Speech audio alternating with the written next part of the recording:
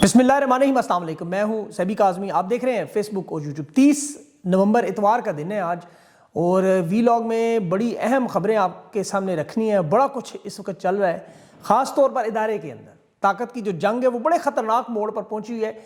Vice chief की कुर्सी पूरा खेल कैसे उल्टेगी। 18 ताकतवर जर्नल ओहदे के लिए लॉबिंग भी कर रहे हैं, एजेंसियां भी आमने सामने, घरों पे छापे भी, गिरफ्तारियां भी, और अमरीकी ग्रीन लाइट भी है, लंदन प्लान भी है, और नोटिफिकेशन रोकने के लिए बड़े बैनुल अक़वामी हाथ सामने आ रहे हैं। नवाज शरीफ, शहबाज शरीफ नए चीफ के नाम के लिए लॉबिंग भी कर रहे हैं, और फौजी पॉलिसियों पर बयानात, खासतौर पर गजा फौज भेजने से इनकार, ये बड़ा अहम मामला है। शरीफ खानदान, स्टैब्लिशमेंट, बैरूनी ताकतें लंदन में आमने सामने हैं। मुतालबात की फहरिस्त बड़ी लंबी हो गई है। फील्ड मार्शल की नून लीग और जरदारी पर साफ तनकीद, और इन्होंने भी फरमाइशें पूरी करने से इनकार। अंदरूनी बगावत का भी मामला है, मुआशी धमाका भी है। अब अगला वार किस पे होगा, खान की मुलाकातों का मामला भी है, और जो वाइस चीफ का जो नाम सामने आ रहा है वो किसका है। मुआशी झटके भी, GSP प्लस स्टेटस खतरे में, सफारतखाने बंद हो रहे हैं। सारी बातें तफसील से आपके सामने रखते हो, लेकिन इस वक्त जो फड्डा पड़ा हुआ है इदारे के अंदर और नोटिफिकेशन ना होने का मामला, ये इक़्तिदार और ताकत की लड़ाई, जिसमें vice chief of army staff का एक ओहदा, ये इतना अहम ओहदा बन चुका है क्योंकि 2007 की जो मिसाल मैं आपको बारहा देता हूँ जनरल कियानी मुशर्रफ वाली, ये अपने आप को दोहराने के लिए तैयार हो गई है। ये अपने हाथों की लगाई है इनकी। 18 के करीब 2 स्टार और 3 स्टार जर्नल जो मैदान में, और नजरें सबकी वाइस चीफ ऑफ स्टाफ के ओहदे पर हैं। ये COD, field marshal, army chief के ओहदे से भी ज़्यादा अहम और ताकतवर ओहदा बन गया, क्योंकि सबको अंदाज़ा है कि इसी ओहदे के ज़रिए ताकत का ये खेल उल्टेगा पलटेगा, और इसे कंट्रोल भी नहीं कर पाएंगे। अपनी अपनी लॉबिंग में सारा 18 जर्नल लगे हुए हैं, और बड़ा फेवरेट नाम जो नज़र आ रहा है वो जनरल नोमान ज़करिया साहब का आ रहा है, कि इनके बारे में कहा जा रहा है कि ये किसी सियासी जमात की हमायत नहीं करते, मुखालफत नहीं करते, बड़े न्यूट्रल और बड़े स्ट्रेट फॉरवर्ड फौजी हैं। बहरहाल इस वक्त जो कंट्रोल करने के लिए इन लोगों को मामला इस्तेमाल हो रहा है, क्योंकि देखिए ये 6 साल इक़्तिदार का मामला, याद रखें, और ये पाकिस्तान की तारीख में बारहा हो चुका है। अब इन लोगों को काबू करने के लिए किसी की बेटी, किसी का भाई, किसी के ऊपर करप्शन के स्कैंडल, किसी की फाइलें, मतलब एक का भाई, बेटा और बेटी की तो आप खबरें सुन रहे हैं ना। ये जो असल मामला इस वक्त चल रहा है, वो एजेंसियां भी आपस में आमने सामने हैं। 2 अरब की करप्शन का केस भी बज़ाहिर बनाया गया, लेकिन असल मामला ये नहीं है। असल खेल ये है कि पीछे अमेरिका की तरफ से ग्रीन लाइट, अमेरिका की देखें जो ग्रीन लाइट है वो नेशनल सिक्योरिटी एडवाइज़र के हक़ में है। पाकिस्तान में हुकूमत बनाना, आर्मी चीफ बनाना, ये अमेरिका का सबसे बड़ा इदारा CIA करता है। ये याद रखें, ये बात जनरल हमीद गुल ने ऑन स्टेटमेंट की है, लेकिन पाकिस्तान की तारीख में CIA का किरदार, अब नवाज शरीफ के जो चहीते हैं, जरदारी के चहीते हैं और CIA के चहीते हैं, मुकाबला इनके दरमियान है, और उनके दरमियान ताकत और इक़्तिदार का ये खेल चल रहा है। और ये जो अभी जनरल आसिम मुनीर साहब को नोटिफिकेशन नहीं हुआ, तो कानूनी एतबार से टेक्निकल तौर पर ये रिटायर हो चुके हैं। नवाज शरीफ ने अपना जो आखिरी उम्दा कार्ड खेला, नोटिफिकेशन नहीं किया, शहबाज शरीफ को आखिरी वक्त में लंदन भेज दिया। ये बहुत बड़ी गेम थी, आर्मी चीफ को इस तरफ लगा देना कि जी नोटिफिकेशन की ज़रूरत नहीं है, कानून तो हमने 27वीं तरमीम में बना दिया है। अब नोटिफिकेशन ना करके इन्होंने कानूनी वारदात कर दी, और ये इदारे के अंदर ज़ाहिर है, अब बज़ाहिर तो देखें इनके अंदर वारदात करने की इतनी जुरत नहीं है। याद रखें, इन्हें बाकायदा ग्रीन लाइट मिली है, वरना शरीफ बरादरान इनकार करें, इनकी इतनी जुरत। लंदन में इस वक्त मौजूद हैं, और जहां आपको पता है CIA का हमेशा जो अमल दखल है वो बरतानिया के ज़रिए होता है, क्योंकि उनकी हम 200 साल कॉलोनी रही हैं, वहीं से हमेशा डील होती है, वहीं पर मुआहदे होते हैं। अब ये कोशिश कर रहे हैं वहाँ सुलह सफाई करने की, लेकिन मुतालबात की लिस्ट बहुत बड़ी आ गई है। अब वो मुतालबात क्या हैं और कैसे पूरे होने, वो मैं आपको आगे चल के बताता हूँ। लेकिन ये याद रखें कि ये नोटिफिकेशन का मामला आले शरीफ ने अपनी मर्जी से नहीं किया, इन्हें बाकायदा लंदन अमेरिका दोनों की तरफ से ग्रीन सिग्नल मिला है। और इसमें जो मुतालबात की लिस्ट है, उसे अगर आप गौर से देखें तो उसमें सबसे पहला बड़ा मामला तो गज़ा का आता है, लेकिन आर्मी चीफ ने जो आगे से पिछले 3 साल की परफॉर्मेंस निकाली, उसका ज़िम्मेदार हुकूमत और हुकूमती ओहदेदारों को ठहराया। अभी नेशनल डिफेंस यूनिवर्सिटी की सिक्योरिटी वर्कशॉप में बड़ी खुल के बातें हुई, वहाँ नून लीग, पीपल्स पार्टी और तहरीक इंसाफ के 7 लोग थे। मैंने उसमें बड़ी मालूमात इकट्ठी की, बातचीत की इन लोगों से। आर्मी चीफ ने नून लीग, पीपल्स पार्टी के सियासतदानों को बड़ा रगड़ा लगाया कि आप आले शरीफ और आले जरदारी के बाकायदा तौर पर गुलाम हैं। इसमें इमरान खान का जिक्र नहीं था, इसकी अफसार आलम ने तस्दीक की है। इन्होंने मरूसियत की बात की सियासत में, कि काबीना में और हुकूमत में जो लोग हैं वो करप्ट हैं, बदयानत हैं। जितनी भी आप लोगों ने हुकूमत ने तकर्रियाँ की हैं, तैनातियाँ की हैं, यहाँ पर लोगों को लगाया हुआ है, वो मेरिट पर नहीं है, जिसकी वजह से मईशत और मुल्क 3 साल में ठीक नहीं हो सके। साफ साफ इन्होंने कहा है कि इन दोनों जमातों की वजह से तबाही हुई। ज़रा ज़हन में रखें کہہ رہے ہیں جمہوریت اور سیاست اسی لیے بہتر نہیں ہوئی کہ ایک طرف بلاول وزیر اعظم بننے کے لیے، دوسری طرف مریم پاگل ہوئے ہیں، ان دونوں کے نام پہ وہ کانٹا لگانے کے لیے تیار ہے۔ اب بلاول کے لیے تو انہوں نے کہا ہم ہر صورت میں وزیر اعظم اس کو بنا کے چھوڑیں گے۔ اب یہاں پر نون لیگ اور پیپلز پارٹی کے سیاستدانوں کا نا تھا کہ آپ نے اتنے مطالبات ہم سے منوائے، اتنی فرمائشیں پوری کروائیں، ہم یہ سب کچھ پورا کرتے کرتے عوام میں اپنی عوامی مقبولیت کھو بیٹھے ہیں، اب تو ہم الیکشن لڑنے کے قابل نہیں ہیں اور آپ کی فرمائشیں ختم ہی نہیں ہو رہی۔ اب جو تازہ ترین فرمائش صوبوں کی تقسیم پہ آئی، جس میں انہوں نے کراچی کو صوبہ تقریباً قرار دے دیا، پنجاب کے بھی 3 حصے کرنے ہیں، خیبر پختونخوا کے بھی 2 حصے کرنے ہیں، یہ وہ سارا معاملہ ہے جس میں آل شریف کو اس چیز کا اندازہ ہے، زرداری خاندان جانتا ہے کہ ان کی طاقت کا حال بالکل مسلم لیگ کا قافلہ بن جانا ہے۔ اور نواز شریف کو دیکھیں آپ، ہم سب لوگ بڑا لائٹ لیتے رہے اس دوران، ہم بھول جاتے ہیں کہ 1993 میں جنرل آصف نواز جنجوعہ کو بریگیڈیئر امتیاز حسین کے ذریعے زہر دے کے قتل کروایا تھا، یہ ان کے خاندان نے دعویٰ بھی کیا تھا۔ بعد میں بریگیڈیئر امتیاز حسین جو لیفٹیننٹ جنرل بنے، چیئرمین AWT تھے، بہاولپور کور کمانڈر تھے، انہیں پھر 2012 میں گولی مار قتل کر دیا گیا اور اس معاملے کو پھر خودکشی کا رنگ دے دیا۔ حالانکہ جو لیفٹیننٹ جنرل امتیاز حسین ہے وہ نواز شریف کے ساتھ گہرے روابط میں تھے، یہ ذرا ذہن میں رکھیں بات۔ تو آج جو ہو رہا ہے اسے آپ نہ بھولیں کہ نیچے لوگ ان کے کون کون ہیں۔ اس وقت بھی آصف نواز جنجوعہ آرمی چیف تھے اور نواز شریف کے باپ نے انہیں BMW گاڑی، آپ کو یاد ہوگا سارا معاملہ آن ریکارڈڈ ہے۔ تو اصل معاملہ اس وقت جو خراب ہوا ہے، جس میں لندن میں معاہدے کی بات ہو رہی ہے کہ عمران خان کو سنبھالنا تھا فوج نے اور نون لیگ نے سنبھالنا تھا معیشت کو۔ اب چیف کہہ رہے ہیں ہم نے تو عمران خان کو سنبھال لیا، ہم نے تو ملاقاتیں تک بند کر دی، آواز تصویر بند کر دی، پارٹی لیر و لیر کر دی، تمام رہنماؤں کو دستبردار کروا دیا، الیکشن سے نکلوا دیا، پورا الیکشن لوٹ کے مخصوص نشستیں لے کے سادہ اکثریت آپ کو دے دی، آپ کو عدالتیں مینج کر کے دیں، ادارے مینج کر کے دیے، ہاتھ باندھ کے سب کھڑے کروا دیے، اور ہم کیا کریں؟ تو آپ کی پرفارمنس دوسری طرف کیا ہے نون لیگ پیپلز پارٹی کی؟ معیشت میں IMF کی رپورٹ آئی 5.3 کھرب کی کرپشن، بھائی معیشت آپ نے سنبھالنی تھی۔ اب ہر جگہ آرمی چیف جا کے ان کے لیے بھیک، امداد، قرضہ مانگتے رہے اور ملا کچھ بھی نہیں۔ فارن انویسٹمنٹ ملک سے چلی گئی، معیشت کی تباہی اور بربادی ساری جو ہے اس کا ذمہ دار آپ لوگ ہیں، اس کی وجہ کہ آپ کے اندر کرپٹ اور نااہل لوگ ہیں اور آپ اب آگے حکومت نہیں چلا سکتے۔ اب ظاہر ہے نون لیگ اور پیپلز پارٹی، ان کی تو آپ کو پتہ لوگوں کی وہاں سرگوشیاں تھیں کہ کرپٹ اور نااہل صرف ہم نہیں ہیں، آپ کے ادارے میں بھی۔ یہ جو محمد بن سلمان کی طرز پر یہ جو فوجی کریک ڈاؤن آپ کو نظر آ رہا ہے، یہ ایک بڑا فطری عمل تھا۔ یہ کریک ڈاؤن جو اس کی جو امید کی جا رہی تھی کہ ایسا ہی نون لیگ اور پیپلز پارٹی پر بھی ہوگا، کیونکہ محمد بن سلمان نے بھی رچ کارلٹن میں لوگوں کو بند کر کے ان سے لوٹی دولت کرپشن اس طرح نکلوائی۔ وہ اب یہاں 5.3 کھرب روپیہ گیا کیا پتہ ہی نہیں ہے۔ تو فوج میں تو یہ ایک بیانیہ بنا ہے کہ ہم تو اپنے جنرلوں کا احتساب کر رہے ہیں۔ جنرل ساحر شمشاد 24 گھنٹے نہیں گزرے اس کی کردار کشی شروع ہوگی۔ جنرل ندیم انجم کے ساتھ جو ہوا وہ بھی آپ جانتے ہیں، پھر باقی 2 جنرلوں کے جو بھائی اور بیٹے کے ساتھ ہو رہا ہے، یہ سارے واقعات اب سوشل میڈیا کی زینت بن چکے ہیں، اب کوئی ابہام نہیں رہا۔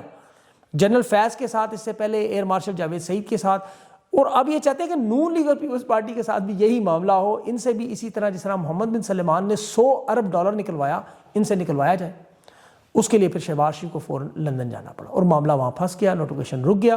اور پھر جو انٹرنیشنل بڑے 2 مطالبات تھے، جس میں ایک افغانستان میں حکومت وہاں بدلنی اور دوسرا اسرائیل کا معاملہ۔ اب یہ معاملہ بڑا انٹرسٹنگ ہے، دیکھیں ڈونلڈ ٹرمپ نے جس طرح آرمی چیف کی اور فیلڈ مارشل کی اور شہباز شریف کی تعریف کی اور اسرائیل کے حوالے سے مطالبات رکھے، آرمی چیف نے وہ بندوق آل شریف کے کندھے پہ رکھی۔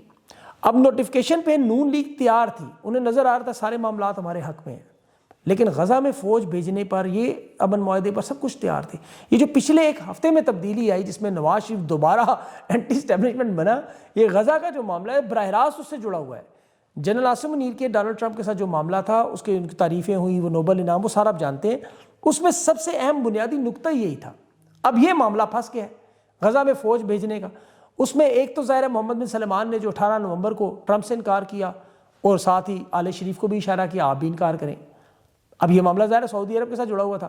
نواز شریف نے اس کے لیے فی الفور ابھی وزیر دفاع خواجہ آصف کو میدان میں چھوڑا اور اس نے کھل کر اس معاہدے کی مخالفت کر دی۔ اس نے کہا جی اسرائیلی فوج تو کوئی جنگ بندی نہیں کر رہی، خلاف ورزی کر رہی ہے، بے گناہ فلسطینیوں کو شہید بھی کر رہی ہے۔ 10 اکتوبر کو یہ جنگ بندی کا معاہدے سے اب تک 352 فلسطینی شہید ہو چکے ہیں۔ یہ خواجہ آصف کہہ رہا ہے کہ شرم الشیخ کا جو معاہدہ تھا اسے تو ایمنسٹی انٹرنیشنل نہیں مان رہی، اسرائیلی نسل کشی ختم نہیں ہو رہی، تو ہم اس معاملے میں نہیں پڑیں گے کیونکہ ترکی، مصر اور قطر وہ اس سے پیچھے ہٹ گئے ہیں، ترکی کے صدر نے تشویش، تو ہم کیوں اس جنگ بندی کے معاہدے میں وہاں اپنی فوج بھیجنے کے لیے تیار۔ تو یہ جو وزیر دفاع کا بیان ہے، یہ عین ٹائم پہ نواز شریف نے دلوایا ہے اور خبر پہنچا دی ہے۔ اب دیکھیں طاقتوروں کی ایک نفسیات ہوتی ہے، یہ صدیوں پرانی ہے، کہ جو ظالم ہے وہ ہمیشہ اپنے مددگاروں سے ڈرتے ہیں، کیونکہ مددگار طاقت رکھتے ہیں، فائلیں رکھتے ہیں، راز رکھتے ہیں، پھر ایک دن خطرہ بنتے ہیں۔ اسی لیے ہر عامر پہلا شکار اپنے ہاتھوں پہ کرتا ہے۔ آپ ہٹلر کو دیکھ لیں، اس نے براؤن شرٹ فورس کو، جو اس کے لیے فوج بناتی تھی، مخالفین کو مرواتی، سب سے پہلے انہیں ختم کیا۔ اسی طرح وہ نائٹ آف دی لانگ ٹاؤز میں آپ دیکھیں، انہیں سب کو قتل کروایا، اور پھر وہ سارے ظالم جتنے ظلم کرنے والے ہٹلر کے اپنے ہاتھوں مارے۔ جوزف اسٹالن نے سوویت یونین میں ہزاروں لوگوں کو جو مارنے والا اس کا قریبی انٹیلیجنس کا چیف تھا یاگودا، اس پر غداری کا الزام لگا کے پھانسی لگوائی۔ صدام حسین نے جو ریولیوشن کمانڈ کونسل بنائی ہوئی تھی، ان کے ساتھ مل کے اقتدار بنایا، لیکن چند سال کے اندر اس کونسل کے 15 ممبران کو غداری کا الزام دے کے مروا دیا۔ بشار الاسد کے باپ حافظ الاسد نے یہی کیا۔ ہما میں بغاوت کو چلنے کے لیے جنہوں جرنیلوں نے مدد کی، ایک ایک کر کے ان کو اڑایا۔ ضیاء الحق نے بلکہ بھٹو کے خلاف جو پوری اسٹیبلشمنٹ استعمال کی، اور بعد میں ان تمام لوگوں کو سائڈ لائن کر کے انتقام کا نشانہ بنایا۔ پرویز مشرف نے جب مارشل لا لگایا تو جو فوجی کمان اس میں استعمال ہوئی، آپ کو نام ہوگے، وہ جنرل شاہد عزیز، جنرل محمود، جنہوں نے اس کو جہاز اتروائے، سب کو ریٹائر کیا۔ تو یہ ایک وہ ظالم تاریخ ہے جو آج بھی آپ کو دہراتی نظر آ رہی ہے۔ اب اس میں دیکھیں ان کے لیے جو مسائل ہیں جو ٹھیک نہیں ہو رہے، ظاہر ہے ایک تو ملک نہیں چل رہا، معیشت بالکل نہیں سنبھالی جا رہی، اوپر سے بیرونی دباؤ الگ آ رہا ہے، اقوام متحدہ 27ویں ترمیم کو ناجائز قرار دے رہا ہے، تو یورپی یونین GSP+ سٹیٹس پہ ابھی وہ صحافی سہراب برکت اور آغا سرور کی گمشدگی کا نوٹس لے رہا ہے۔ اب GSP+ سٹیٹس خطرے میں پڑا تو یہ جو رئی صحیح کیسر ہے معیشت کی، وہ بھی فارغ ہو جانی ہے۔ 80 ارب ڈالر کی آپ کو پتہ ہے یہ برآمدات کا جو معاملہ ہے، اور 9 ارب ڈالر کا تجارتی خسارہ ہے، 97,000 ارب کا قرضہ ہے۔ SIFC بری طرح تباہ ہو گئی ہے۔ 21 سالہ جو بے روزگاری کا ریکارڈ ہے، پاسپورٹ کے حالات دیکھیں، 30 لاکھ پاکستانی جو ملک چھوڑ کر چلے گئے، جہازوں سے پکڑ کے آف لوڈ کر رہے ہیں۔ اور مزے کی بات ہے، جس امریکہ اور سعودی عرب کے کہنے پہ سب کچھ ہوتا رہا، $1 بھی امداد کے نام پہ نہیں ملا، $1 بھی انویسٹمنٹ پہ نہیں ملی۔ یہاں تو پہلے سرمایہ کار ہی بھاگ رہے تھے نا آپ کو، اب تک اب سفارتکاروں نے بھی بھاگنا شروع کر دیا۔ فن لینڈ نے اپنا سفارتخانہ جو بند کیا ہے، سفارتی سطح پہ بہت بڑی ناکامی ہے۔ اب اس ساری صورتحال میں آپ خود سوچیں، گنجی نہائے گی کیا، نچوڑے گی کیا۔ SIFC کے تو وہ جنرل سرفراز نے جو بات کی نا کہ ڈالر کو مصنوعی طریقے سے روکنے کی کوشش چھوڑ دیں، معیشت تباہ برباد ہو چکی ہے، یہ کوارڈینیٹر صاحب جنرل سرفراز صاحب پچھلے 2-3 سال سے اس کے انچارج ہیں سارے۔ ڈالر کو مصنوعی طریقے سے روکنا جو کہ خطرناک معاشی نقصان ہے۔ میں اب چونکہ معیشت کا طالب علم ہوں، ڈالر کو دیکھیں اس طرح کنٹرول کرنے سے مارکیٹ میں ڈالر پھر حکومت خود بیچتی ہے اپنی مرضی سے، اس سے اسٹیٹ بینک کے ذخائر گرتے ہیں، حکومت کے پاس امپورٹ کے لیے پیٹرول خریدنے کے لیے فارن ریزرو میں ڈالر ختم ہوتے ہیں، ڈالر چلا جاتا ہے بلیک مارکیٹ میں، یعنی 280 روپے کا حکومتی ریٹ ہے تو مارکیٹ میں 320 سے 350 کا ہے۔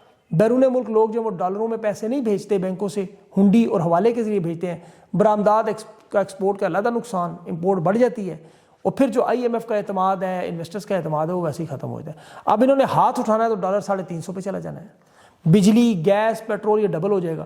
اب اس ریٹ ڈالر کی وجہ سے سرمایہ کار بھی بھاگ چکے ہیں پہلے ہی، تو یہ وہ تباہ کن مستقبل ہے کہ جو باتیں انہیں 3 سال بعد سمجھ آ رہی ہیں۔ یہ باتیں ہم انہیں ہر ویلاگ میں اٹھا کے میرے دیکھیں جو چینل میں جڑے ہوئے یہ باتیں کرتے تو آگے سے کہتے زہریلا پروپیگنڈا کر رہے ہیں۔ انہیں سوشل میڈیا سے یہی تکلیف تھی کہ انہیں حقائق بتائے جائیں، آئینہ دکھایا جائے، ناراض ہو جاتے تھے۔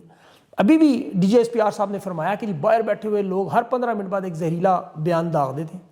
بات ان کی درست ہے، وہ جو آئینہ دکھایا جائے جب وہ منافقت بے نقاب ہو تو پھر ظاہر غصہ آتا ہے۔ فوج نے دیکھیں آل شریف کو جس طرح ڈھونڈ کے بٹھایا۔ ابھی نورین خان کے چینل کا ایک انٹرویو انہوں نے، چونکہ پاکستان کے اندر ان کی جرت نہیں ہے کہ وہ نام اور تصویر خان کی دکھائیں، یا عمران خان کی بہنوں کا انٹرویو کر دیتے یا 8 بجے کے چینل پہ، یا تصویر دکھا سکے۔ انٹرنیشنل چینلز میں وہ انٹرویو کی درخواست ہے۔ عسکری صحافیوں نے، نون لیگ کے صحافیوں نے وویلا مچا دیا۔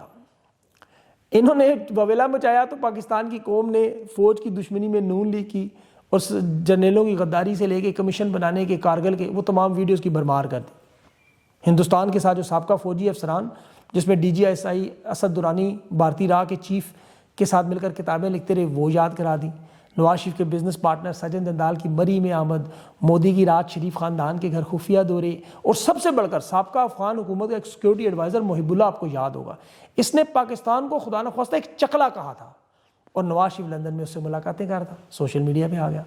کارگل کے شہداء کا نواز شریف نے بھارتی چینل پہ بیٹھ کے مذاق اڑایا، 4 جرنیلوں کو غداری کی سزا کا مطالبہ کیا کہ جنہوں نے بھارت پر حملہ کیا، اور انہیں کہہ رہا تھا کٹہرے میں لا کے سخت سزائیں دیں۔ کارگل کے شہداء کرنل شیر علی خان شہید نشان حیدر کی قربانی کو نواز شریف نے دنیا کے سامنے ضائع کر کے مذاق اڑایا۔ ممبئی حملوں کا اعتراف کیا، فوج کو دہشت گرد قرار دیا، انٹرنیشنل اداروں میں نواز شریف کے انٹرویو ریکارڈ کا حصہ بنے، اور پھر یہ نہیں ہے جو برکھا دت 30 صحافیوں کے ساتھ نواز شریف کو ملی، اس نے نیپال میں مودی کے ساتھ نواز شریف کی خفیہ ملاقاتوں کے بھاڑا پھوڑ دیا۔ نریندر مودی پاکستان کی سیکورٹی کا مذاق اڑاتا رہا وہاں کھڑا ہو کے، سوشل میڈیا نے یہ سارے کا سارا بھرمار کر دی۔ ایک نورین خان کے سادہ سے انٹرویو کے لیے، اس کے جو اپنے بھائی کے لیے قید تنہائی میں رکھنے کے لیے ملاقاتوں پہ بات کر رہی تھی، اس پہ انہوں نے بات کی تو پاکستانیوں نے حقیقت میں تن کے رکھ دیا۔ یہاں تو کیپٹن کرنل شیر کے مجسمے پہ 10 سال سزائیں دی تھی، لیکن نواز شریف بھارتی چینل پہ بیٹھ کے شہداء کی میتوں کا مذاق اڑاتا رہا۔ تحریک انصاف کا پورا الیکشن چوری کر کے اس شخص کی جھولی میں ڈالا گیا، بیٹی کو وزیر اعلیٰ بنایا، بھائی کو وزیر اعظم بنایا۔ اب پاکستان کی قوم کان میں روٹی نہیں ڈالتی، وہ یہ ساری منافقت کی زہریلے بیانات دیکھتے ہیں۔ سوشل میڈیا ایسے نہیں ان کو برا لگتا۔ یہ دنیا کا واحد ملک جہاں وزیر اعظم اپنے بھائی سمیت برطانیہ میں سیاسی پناہ پر ہے مقیم ہے، اور اسے کہتے کیا ہے، نجی دورہ۔ یہ جرنیل الوطنی ہے، حب الوطنی نہیں ہے۔ اب اس دیکھیں ساری صورتحال میں اب تحریک انصاف ایک جماعت کے طور پر ان کے دیکھیں رہنماؤں کو اب کردار ادا کرنا ہوگا، انہیں اپنے نکلنا ہوگا خول سے۔ 1000 سے زائد ٹکٹ ہولڈر ہیں، پارلیمنٹیرینز ہیں، پاکستان کی سب سے لارجسٹ پارٹی ہے، انہیں تاریخی مزاحمت دکھانی ہوگی پرامن۔ بلا شبہ انہوں نے بڑی مار کھائی، قربانیوں کے رجسٹر سب کے پاس ہیں، لیکن یہ لمبی جنگ ہے۔ دیکھیں عمران خان نے اسی لیے پیغام دیا تھا ڈٹ جاؤ یا ہٹ جاؤ۔ اب جو ڈٹ گئے ہیں، جو کھڑے ہیں، کم از کم اب ان کی ذمہ داری ہے کہ وہ خان کی رہائی کی بات کریں۔ عمران خان سے قید تنہائی ملاقاتوں کا احتجاج مطالبہ ضرور ہو رہا ہے، منگل کے دن سے تحریک انصاف ایک نئے گیئر میں شفٹ ہو رہی ہے، لیکن رہائی کی بات کریں۔ اسٹیبلشمنٹ نے تو بڑے طریقے سے رہائی کے معاملے کو ملاقاتوں کے مطالبے میں تب بدل دیا۔ ملاقاتیں ظاہر شروع ہونے کے بعد رہائی کا عمل تیزی سے شروع ہوگا، لیکن آپ اس بات کو غور سے دیکھیں کہ جس دن سے عمران خان نے علی امین گنڈا پور کو ہٹایا، آپ کو روزانہ اسکرین پہ ویڈیوز میں پیغامات میں کوئی نظر آتا تو وہ سہیل افریدی، باقی صورت مینا افریدی، شاہد خٹک، شفیع اللہ جان، یہ نظر آتے ہیں۔ لیکن یہ پنجاب کے لوگ کہاں فوت ہو گئے ہیں، خدا نخواستہ حماد اظہر کہاں ہیں، وہ میاں آباد، فاروق، حافظ فرد، یہ کدھر ہیں یہ سب لوگ؟ اور یہ جو باقی سینیٹرز ہیں ان کے قومی اسمبلی میں، علی محمد خان، یسد کیسر جیسے بڑے بڑے نام جو ہیں وہ اب میدان میں کیوں نہیں آ رہے؟ یہ ذوالفقار علی بھٹو کے دور میں جو پیپلز پارٹی سے یہ نہ کریں۔ تحریک انصاف کے ایک سینیٹر سے میری کل بھی بات ہوئی، وہ بڑے جارحانہ گفتگو کر رہے تھے، ہمیں نہیں پرواہ لوگ کیا کہتے ہیں، لوگ ہمارے بارے میں کیا سوچتے ہیں، سوشل میڈیا کیا لکھتا ہے، وی لاگرز کیا کہتے ہیں۔ انہیں بھی نون لیگ کی طرح وی لاگر سے تکلیف، کہہ رہے ہیں ہم اپنے حلقے میں عوام کو جو، اب حلقے میں بھئی آپ کا کون سا حلقہ ہے، اب تو سارا حلقہ ہی عمران خان کا ہے۔ نیشنل ڈیفنس کی میٹنگ ہو، فوج سے ملاقاتیں ہوں، یہ سارے معاملات اگر آپ نے کرنے ہیں تو احتجاج کریں۔ یہ جتنے لوگ آپ کو وہاں نظر آئے ان پہ نظر رکھیں، ان پہ روز ان کے نام لکھیں، ان کی تصاویر شو کریں، ان کو مطلب ہلکا ہلکا چوکا لگاتے رہیں کہ یہ اپنی پارٹی کے ساتھ کھڑے ہوں، کیونکہ ان کا کام ہے اس وقت ملک میں۔ یہ لڑائی صرف عمران خان کی رہائی تک نہیں ہے، یہ آئین اور قانون کی بالادستی کی لڑائی ہے، یہ ملک میں جمہوریت کی، یہ ملک میں جو ظلم و ستم ہے اس کو ختم کرنے کی لڑائی ہے۔ تو اس میں ان سب لوگوں کو ساتھ دینا چاہیے، جو نہیں دیں انہیں بے نقاب کرتے رہیں۔ اپنا خیال رکھیں، اگلے ویلاگ تک کے لیے مجھے اجازت دیں، اللہ حافظ۔